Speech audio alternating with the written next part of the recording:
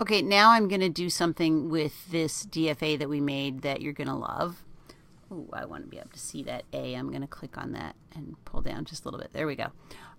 Which is I am going to show you how you can use JFLAP to figure out what additional transitions you need to point to a trash state or a trap state and just do them automatically. You don't have to do it all manually anymore. So what I'm going to do is I'm going to pretend, let me get rid of this for a minute, and pretend that we have made a, we've made a start to a DFA. So in this case, let's just hide those labels for a minute. I'm going to right click and then undisplay state labels. We have a DFA here that accepts all strings that start with 0 or more A's and then have an odd number of B's, right?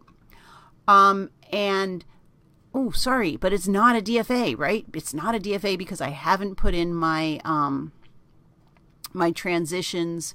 Say from Q1, I need an out transition that on A, and for Q2, I need an out transition on A, right?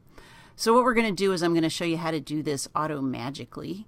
We're going to go to the convert menu. Forget the convert to DFA. That's not what you use. We're going to use add trap state to DFA. Okay? So we're going to say add trap state to DFA.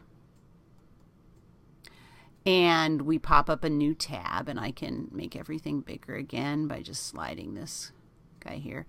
And when you do a new tab, these labels show up again. And the instructions up here, you can see say make a single trap state, right? Create a new state to make a single trap state.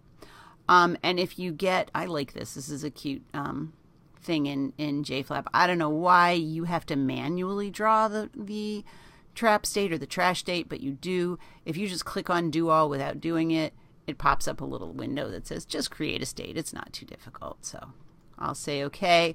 I'm going to click on the state creator tool and I will make a new state down here, and it automatically labels it trap state. Maybe you call it a dead state, maybe you call it a trash state. We can always right click. Oops, we can't do it yet. Sorry, we can't change the label yet.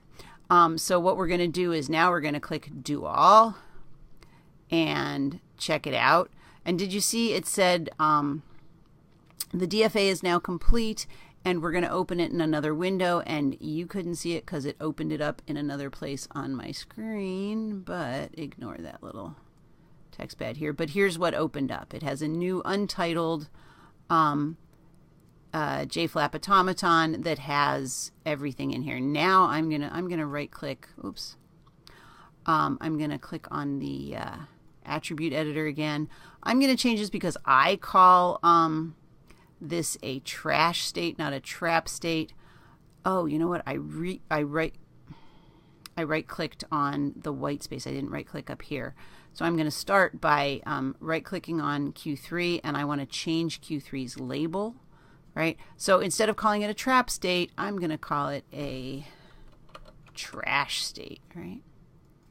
And there's nothing special about trash state, right? I could also call it let's change the label again. Let's call it a, I don't know, a hippopotamus state, right? Does the same thing, right? I can hide the state labels, right? I just right clicked. All of these have been right clicks, right? I right click and say get rid of display state labels, and I don't see it anymore. The reason I'm hiding them is because this is bugging me with these arrows here. So I'm just going to grab Q3 and drag it over a little bit so that it's a little bit prettier. But check it out. JFLAP turned this into a DFA for us.